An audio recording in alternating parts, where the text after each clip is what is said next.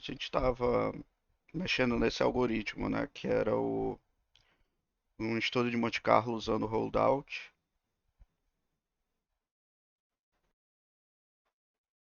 Ah, na aula de mineração, eu fiz um algoritmo bem mais eficiente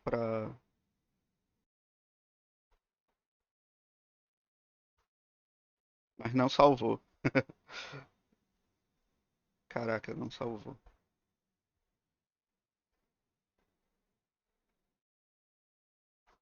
Eu vou fazer aqui. É basicamente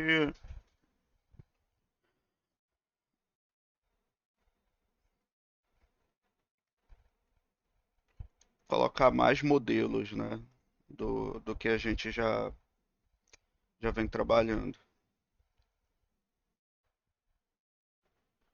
Vou colocar aqui o LDA, QDA,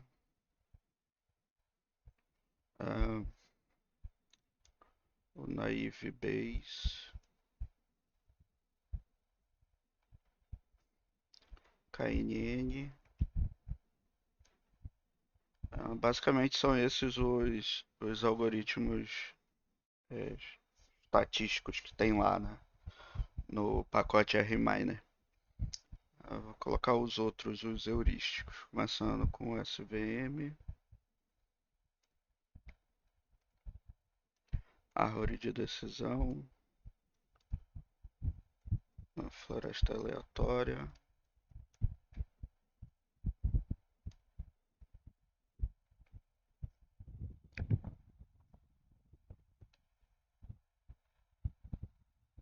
Eu não vou colocar o Extreme Gradient Boosting porque ele dá um.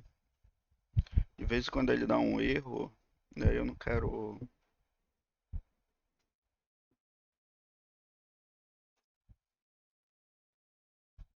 ter que colocar uma.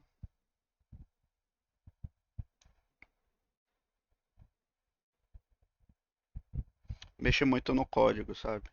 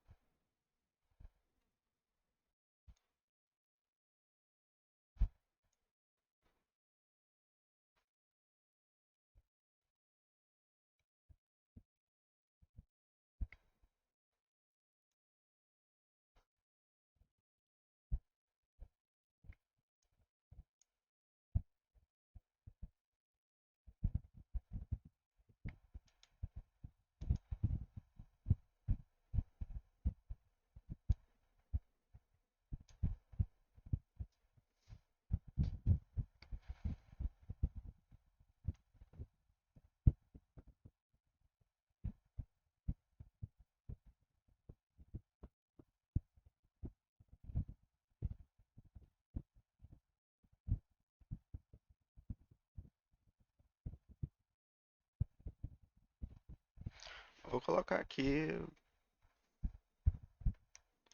Vou colocar aqui uma galera que. Tem uns aqui que eu nunca testei, inclusive. Esse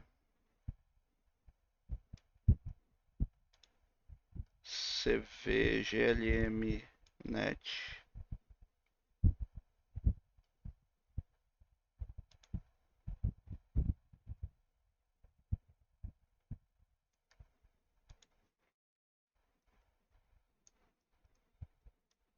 que é um método estatístico, usando modelos lineares generalizados.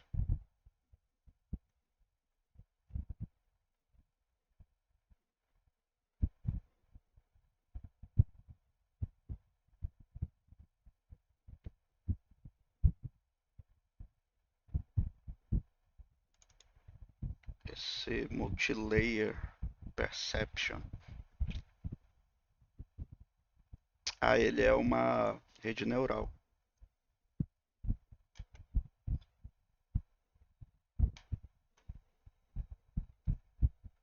tem o Multilayer Perception Assemble, que é com método de combinação de classificadores.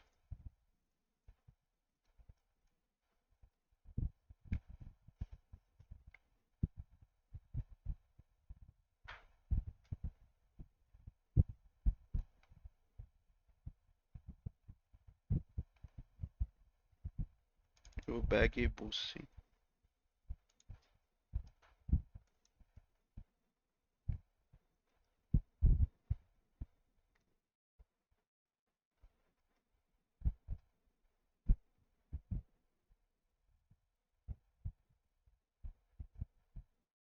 É, eu acho que já tá bom.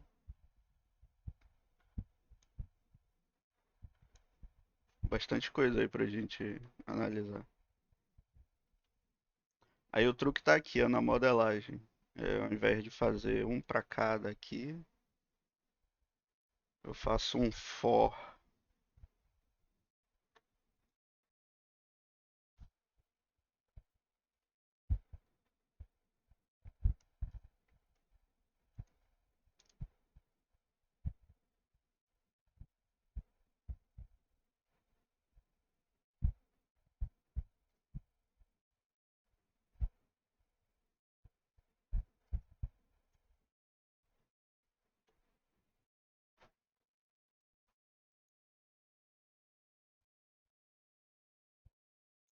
Um for que vai mudar o nome do modelo, entendeu?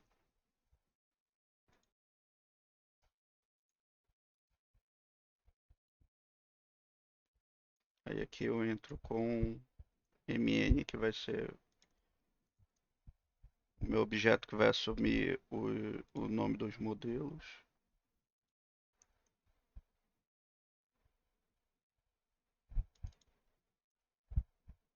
Aqui é cada um deles.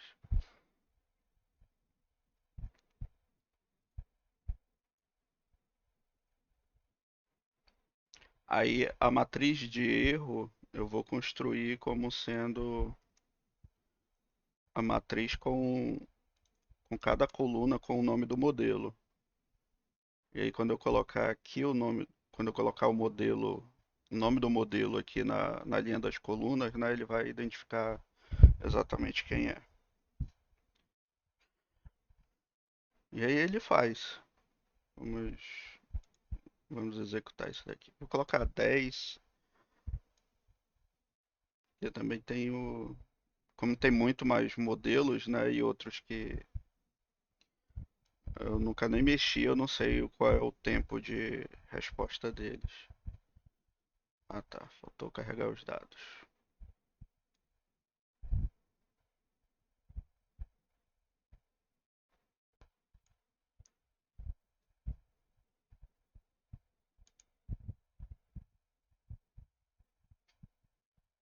Bom, deu erro em algum lugar.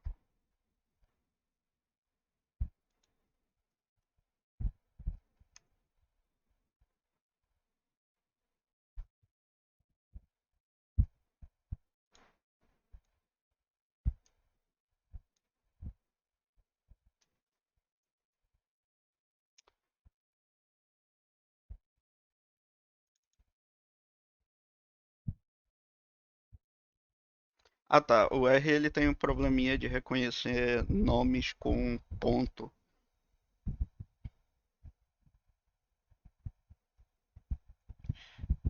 Aí deu problema aqui nesse CV GLMNet.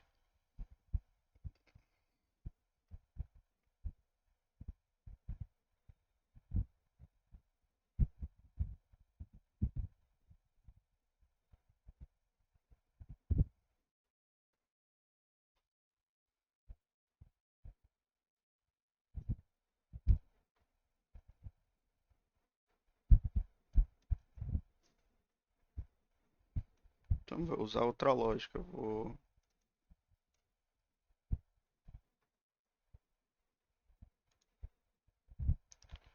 pedir para ele percorrer o número de modelos.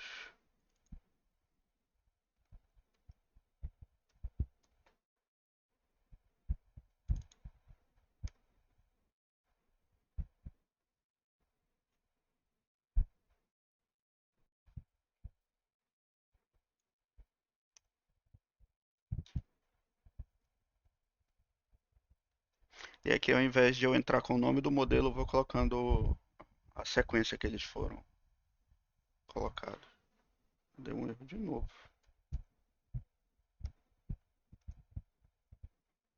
K igual a 8.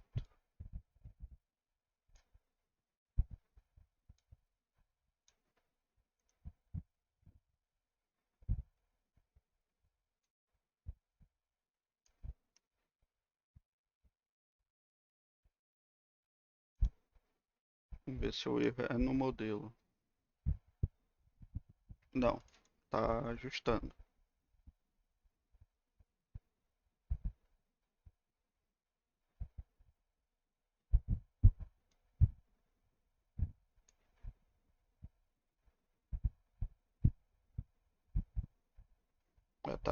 Tá ajustando. Ah, o erro tá aqui, ó, no predict.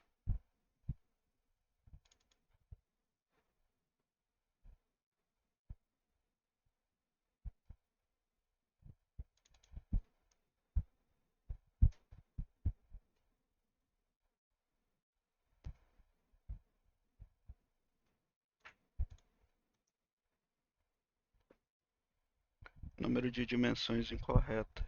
Será que eu tenho que entrar só com os...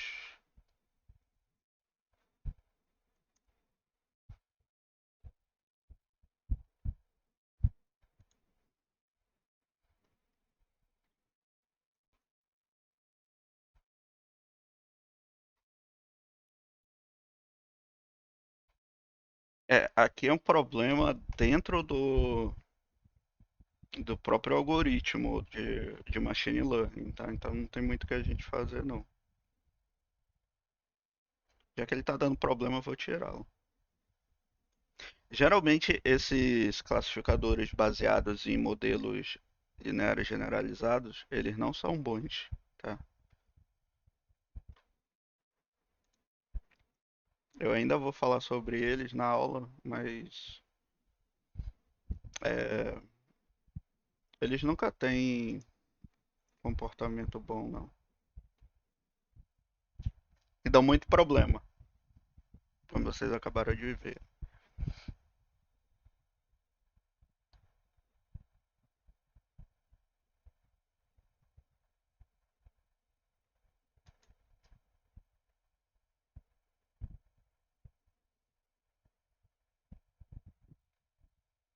Ainda não executou nenhuma vez, né?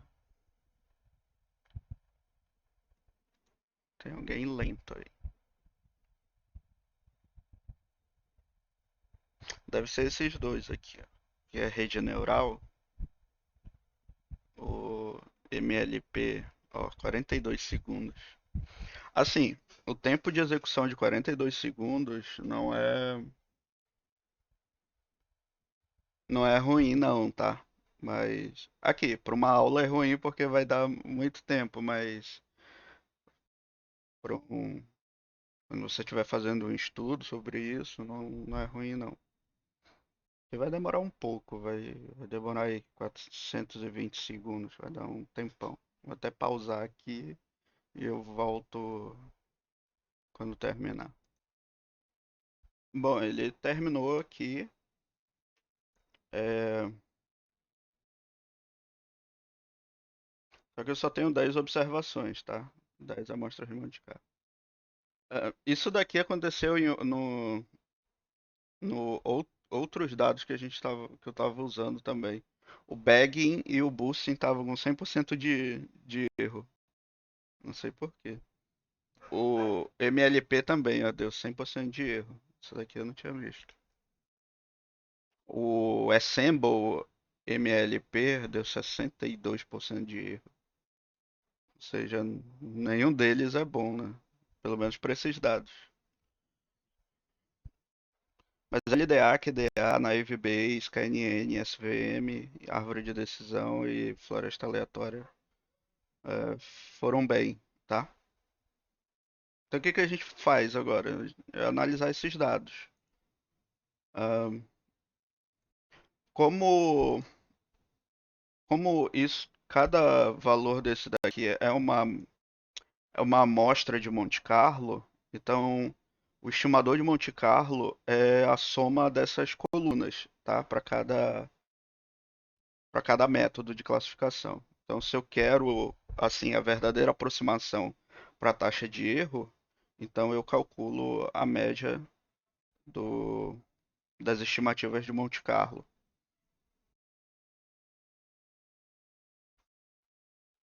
Sim, sim, estava comentando isso. É o MLP, é, o bag e o boosting estão com 100% de erro, tá? Em mineração eu estava usando outro conjunto de dados, eles deram o mesmo problema, tá? Hum, Não sei por quê, tá? O MLP Assemble aqui também deu uma probabilidade de erro muito alta, né? 62%. Então, esses quatro aqui, pode esquecer, eles não são bons não. Pelo menos para os dados que a gente está trabalhando. Vou até remover, é, porque economiza tempo, né, de processamento.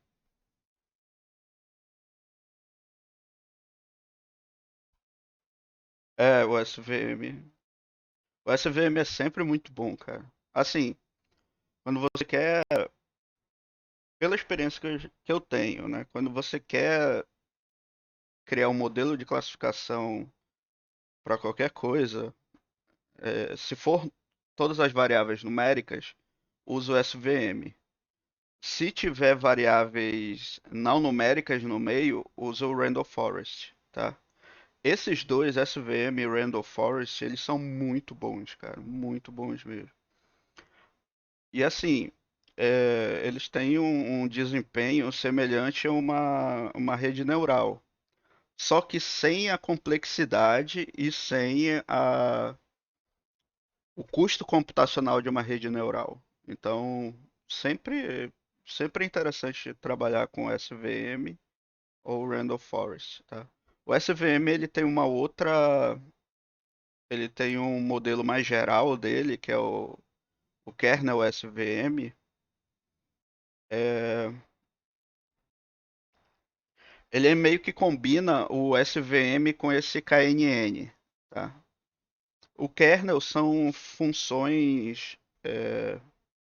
são funções estatísticas que a gente usa para estimar a densidade, que é, que é o que a estatística não paramétrica estuda, né? Ao invés da gente impor um modelo de probabilidade, como é aqui no LDA, né? Eu imponho a distribuição normal e depois estimo os parâmetros da distribuição normal para tentar ajustar os dados.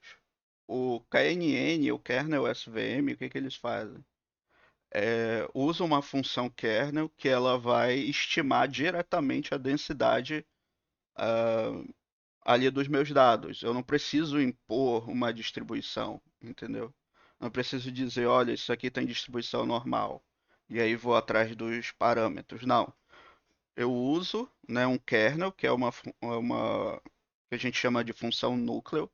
Essas funções núcleos, elas têm o trabalho de estimar a densidade e não atribuir uma distribuição de probabilidade. Ah, e aí é legal porque você não impõe uma distribuição aos dados, você não tem parâmetros para estimar, você vai direto ao ponto, tá? É, sim, elas têm suas complexidades, porque apesar de o nome ser não paramétrico, mas a gente tem um parâmetro lá que é assim, é não paramétrico porque esse parâmetro ele não tem nada a ver com a população, tá? Ele é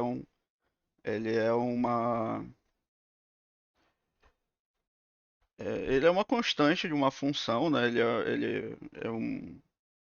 é uma variável de uma função, da função kernel, que ela controla o que a gente chama de suavização, né?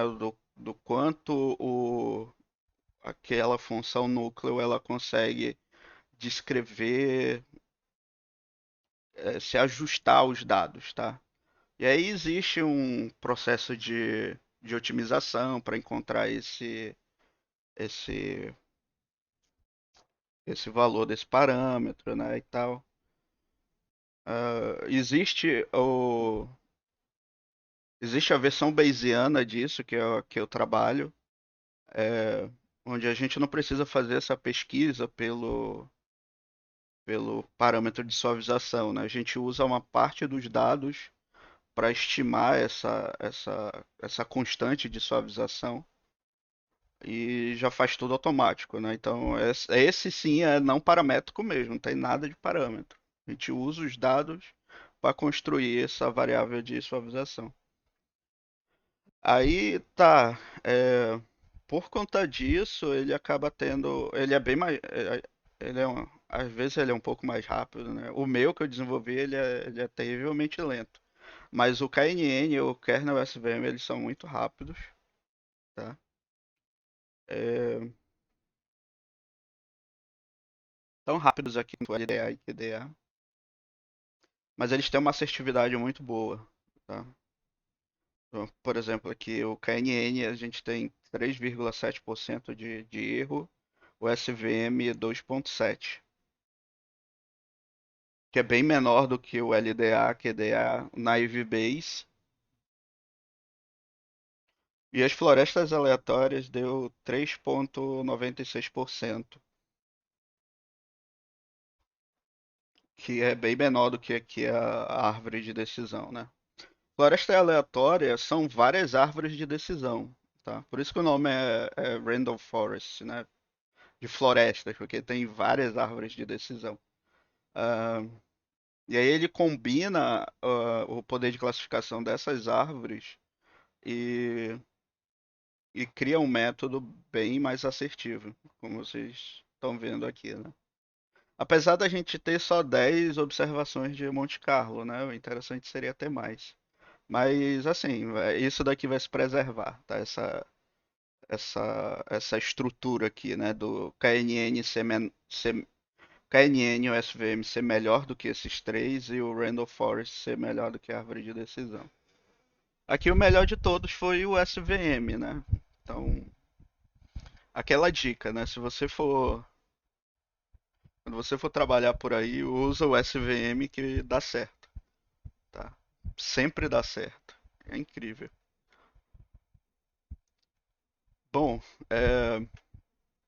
primeiro a gente faz essa comparação, né, da média aqui na verdade isso daqui é a estimativa de Monte Carlo, né, o final que a gente obteve. Ah, e aí a gente consegue comparar os resultados. Mas é sempre interessante também a gente dar uma olhada no comportamento dessas amostras de Monte Carlo, né? Então, para isso a gente faz a nossa querida análise exploratória de dados, tá? Vai olhando aqui a dispersão deles. Ah, o LDA, por exemplo, ele apresentou uma média de 5,36, o mínimo de 3,8 e o máximo de 6,6. Ele tem uma variabilidade, quer dizer, pelo menos uma amplitude razoável, tá? E, consequentemente, uma variabilidade pequena também, né? Tá ali em torno da média mediana. A gente olha e vê a média mediana próximas, né? Eu acho que todos eles estão com a média mediana valores bem próximos. Deixa eu só ligar aqui o. Agora eu tô apontando, eu tenho que ligar o.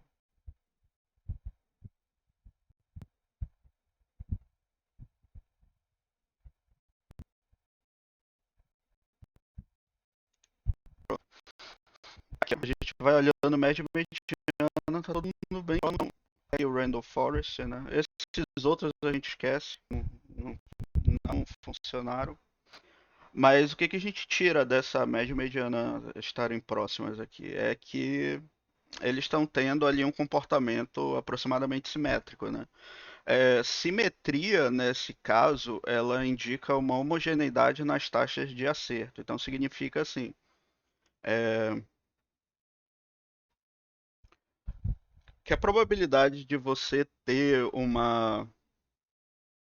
pegar qualquer amostra para construir o teu classificador, os resultados que vão vir oriundos, né, dessa modelagem é, não vai se diferir muito se você tivesse uma outra amostra, tá? Então, o estudo de Monte Carlo ele é interessante porque ele é como se você fizesse um estudo onde você comparasse várias realidades alternativas, né? Bom, tem a realidade um que eu peguei uma determinada amostra, tá? Numa realidade 2 eu peguei uma outra amostra diferente. Então, é como se eu estivesse construindo aí M realidades alternativas, onde a gente pegou amostras diferentes, né? E aí, nessas amostras diferentes, nós estamos comparando, né, os resultados de que se eu tivesse pego uma amostra tal, eu teria bons resultados. Se eu tivesse pego uma amostra ruim, eu teria bons resultados ou maus resultados, tá? Ou seja, a qualidade da minha amostra, ela vai influenciar muito no comportamento do classificador. Então, o estudo de Monte Carlo ele serve para isso. E quando a gente encontra é, essa homogeneidade nas estimativas, né, nas amostras de Monte Carlo, significa que o nosso classificador ele é invariante à amostra que a gente tomar, tá? Por isso que é importante a gente olhar e ver se tem as propriedades de simetria, é, variância pequena, porque tudo isso indica homogeneidade, tá? Outra coisa, a gente verifica se há possíveis outliers, né? E nenhum que, se você olhar mínimo e máximo, nenhum tão muito distante ali dos, outros, dos outros números. Tá? A gente basicamente compara assim, mínimo com o primeiro quartil e o máximo com o terceiro quartil. Se eles não estiverem muito longe, então eles são candidatos a ter outliers, tá? E a gente vai olhando e vê que não tem uma diferença assim tão grande, né? A amplitude está pequena, né? Que é a diferença do máximo para o mínimo. Então, assim, todos esses classificadores, eles apresentam essa característica boa de homogeneidade, né? Então, independente de qual amostra eu pegue, né? Em qualquer realidade alternativa que eu esteja, eu vou ter vou ter resultados homogêneos, tá? E aí, o que mais que a gente olha? Bom, se eles estão com essa característica de homogeneidade, todos, beleza. Mas qual foi o melhor e ainda tem essa propriedade de homogeneidade? Então aí a gente vai olhar. Tem aqui o SVM que tem uma média de 2,7, né? E uma mediana de 2,6. O primeiro quartil está entre 2,19 e o terceiro entre 3,07. Então significa que aí metade das tuas estimativas, ou seja, metade das realidades alternativas, você teria uma taxa de erro entre 2,19 e 3,07. É assim que a gente lê, tá? É, então, assim, o que que a gente procura? Essa questão de homogeneidade e dentro dos que são homogêneos, qual eu tenho os melhores resultados, tá? Por exemplo, se o SVM tivesse uma taxa baixa aqui, mas ele tivesse uma dispersão alta, o que pode acontecer também, ele já não seria tão interessante, apesar da média aqui ser 2,7, mas ele não seria tão interessante. Aí a gente buscaria um outro classificador que tenha um desempenho semelhante ao SVM, mas que tenha né, com uma dispersão menor, né, mais homogêneo e tudo mais, tá? Bom, essa questão da homogeneidade é um pouco relativa, tá? É, Porque assim, quando a gente for ver o box plot disso daqui, ele vai dar uma, ele vai dar uma ideia muito melhor pra gente sobre, sobre como está o comportamento, né, desses,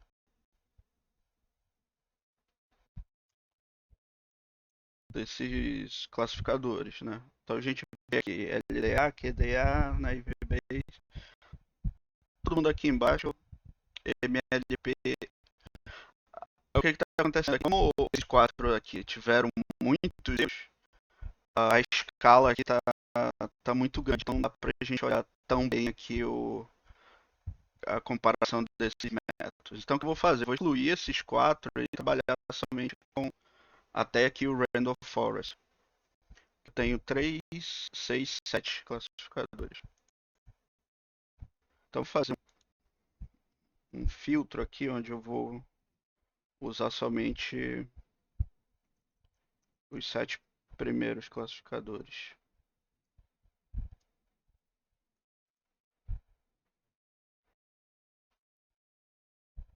Pronto. E assim fica bem melhor para a gente analisar.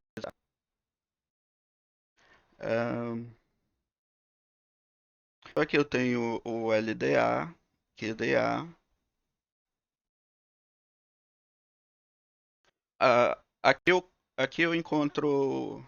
Se a gente comparar só esses três, por exemplo, o LDA ele tem até uma média, uma mediana menor do que o Naive Bayes, certo? Mas ele tem um comportamento muito mais heterogêneo do que o Naive Bayes, tá? Então não é interessante, não. O Naive Bayes, a árvore de decisão que tem uma mediana aproximada, é, o Naive Bayes é até melhor aqui do que a árvore de decisão. Apesar da árvore de decisão que parece uma variabilidade menor, tá? Tá mais homogêneo. Bom, mas a todo mundo a gente vê claramente a superioridade do SVM, tá? Mas a gente também percebe que ele tem aqui uma interseção com o KNN. Só que é o seguinte, aqui é o terceiro quartil, né? Então a gente sabe que tem pontos aqui, até pelo menos esse limite superior, 25% das observações. Então 25% das observações dos resultados possíveis do SVM tem uma característica semelhante ao KNN, tá? Então o que que a gente olharia, apesar deles terem uma taxa muito próxima, né? É que a probabilidade, né, de eu ter uma probabilidade estimada de eu ter um resultado melhor do que o KNN, o SVM ele tem 75%, né? Porque a proporção aqui, ó, do terceiro quartil, abaixo do terceiro quartil eu tenho 75% das observações. Então 75%, com probabilidade de 0,75, eu tenho a chance de ter um desempenho melhor do que 25% do KNN. Tá? Então é mais provável ter uma boa classificação com SVM do que com KNN. Aqui eu tenho 75% e aqui eu tenho 25%. A gente coloca esse limite aqui de comparação. Tá?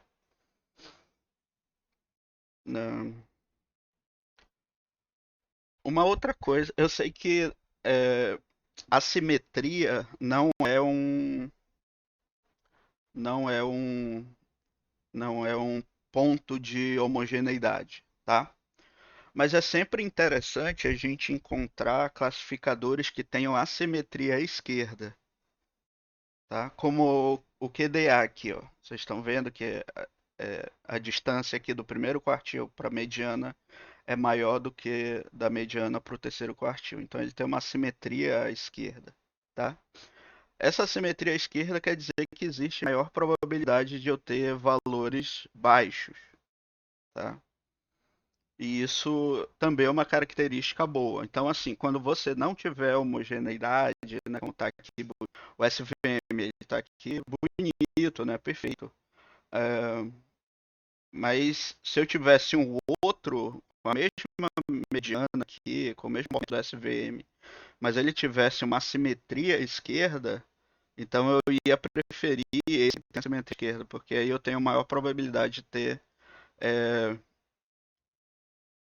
taxas de erro menores, tá? Então, assim, é, existem várias linhas onde a gente vai pesquisando e comparando esses classificadores. Uma é essa que eu estava falando para vocês, é de buscar a homogeneidade deles, tá? E dentro daqueles que são homogêneos, ver o que tem a menor taxa, tá? Nem sempre o que tem a menor taxa ele é o melhor. Nesse caso aqui, ele teve a menor taxa e é o melhor, por ele ter outra característica, ele tem homogeneidade, ele tem é, aqui ele é simétrico, tá? Então significa que os resultados vão ser invariantes. Mas se ele fosse assimétrico à esquerda, seria muito melhor, tá? Mas ele não é, ele tem meio que uma simetria à direita. Mas isso é normal, tá?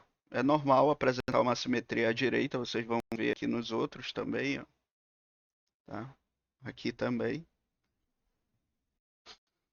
Porque geralmente, para onde tem que tender é para cima, que é uma taxa de erro maior, né? Dificilmente essas coisas vão convergindo para zero, né? Só se o classificador for muito bom mesmo, muito bom. Então,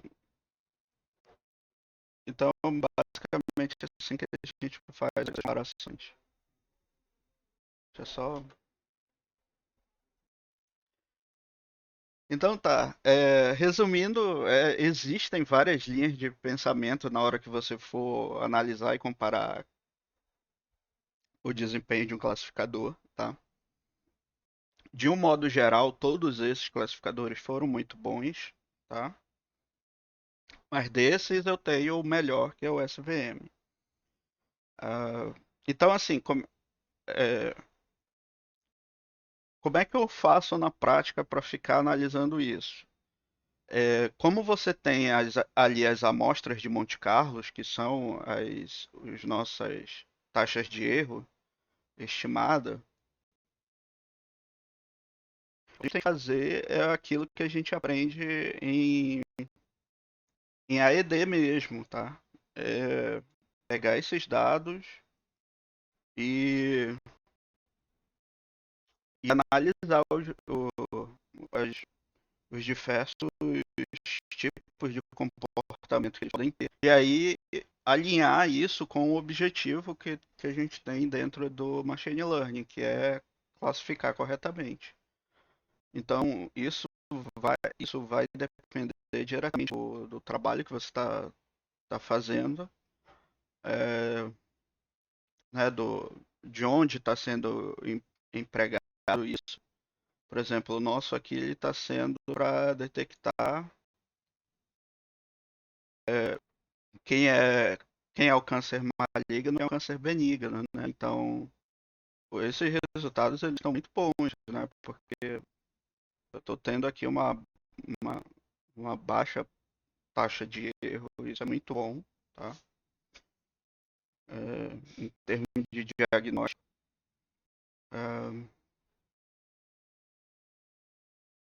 e aí o que, que a gente olha, a gente vai usando o que a gente conhece aí de análise exploratória de dados mesmo, né, de mineração de dados, para conseguir é, fazer análise.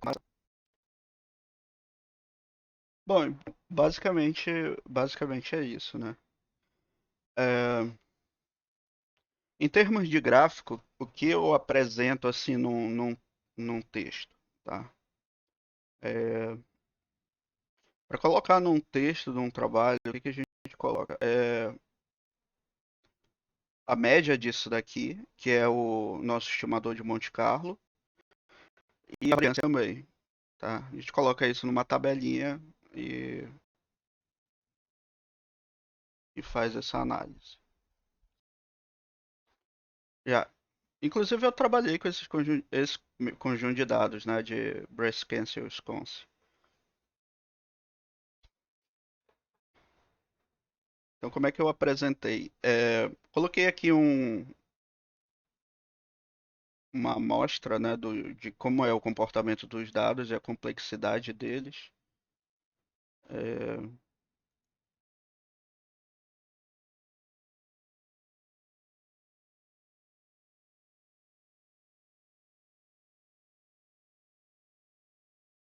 e aí, qual é o grande problema desse conjunto de dados? É que você não enxerga aqui uma separação espacial, né, entre os dados, né, entre quem tem câncer benigno e maligno. A outra coisa foi fazer um gráfico aqui onde a gente compara se os dados têm distribuição normal, tá? Porque assim, a maioria dos classificadores eles são baseados em distribuição normal e como o LDA, o QDA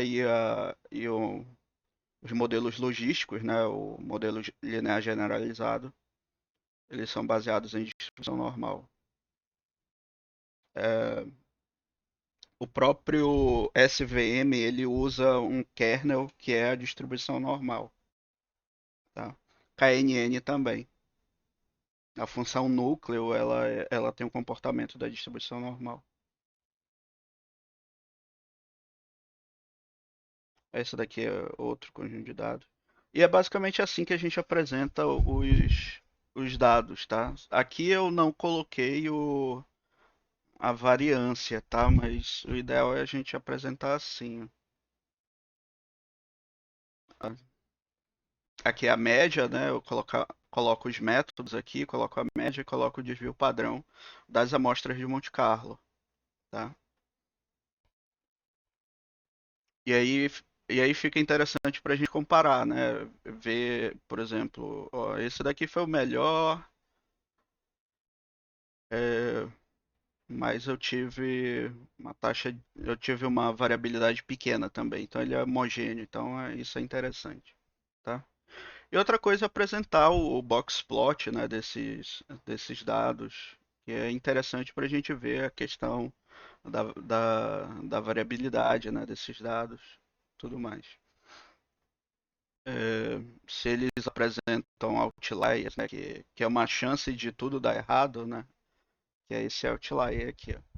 Inclusive, para esse conjunto de dados aqui que eu estou trabalhando, os outliers eles são perigosíssimos, porque eles chegam aqui a quase 60%, né? Eles passam de 50% de erro.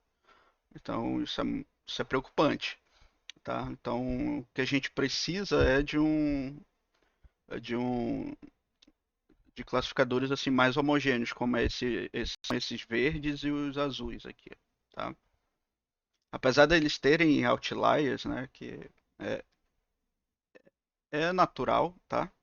Porque assim, o boxplot ele foi construído para detectar outliers quando os dados são simétricos, tá? Então, quando os dados tiverem um comportamento naturalmente assimétricos, vai aparecer outliers, tá? Por isso que a gente não classifica esses pontos aqui de cara como outliers. A gente considera candidatos, tá?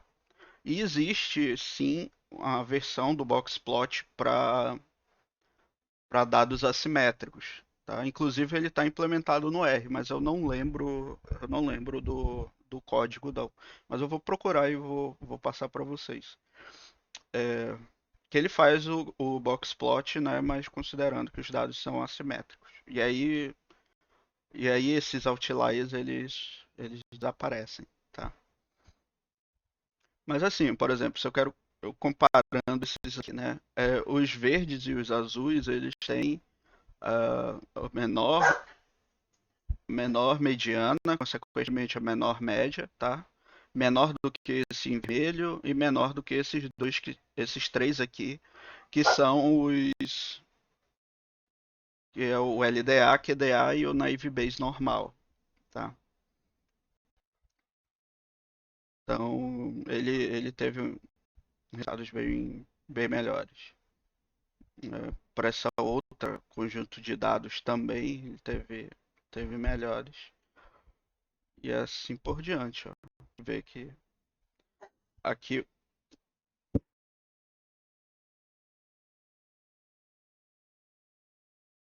ficou, pessoal, pelos latidos que os cachorros estão com medo da chuva. Então tá todo mundo aqui no meu quarto. Aqui foi até engraçado esses resultados, né? Porque o LDA e QDA foram péssimos, né? Eles estão aqui a mais de 50%, ou seja, eles estão pior do que o classificador aleatório, né? Que a probabilidade de erro do classificador aleatório é 50%, 0,5. E aqui, ó, eles têm as menores taxas, mas ele também tem muitos candidatos a outliers, né? Mas mesmo assim, mesmo nessa situação, quando foge, né, do comportamento comum dos dados, né? Mesmo assim, é uma taxa de erro pequena, tá? Em relação a esses outros, tá? É, então, então, assim, vejam que eu tenho cenários onde tem outliers, tem coisas acontecendo, e mesmo assim um outlier, né, nesse caso ele pode ser uma coisa boa, pode ser uma coisa ruim, assim como uma simetria ou assimetria pode ser uma coisa boa ou ruim, tudo vai depender do contexto onde você está comparando, tá? Então não existe assim é, uma regra clara, né, para você é, fazer essas análises, tá? Tudo vai depender né, da sua expertise mesmo ali, de saber fazer a análise desses dados, tá? Mas em geral, o que que a gente olha? Se a taxa, se a taxa média aqui tá, qual é a menor e qual que tem menor variabilidade, tá? É isso que a gente sempre procura.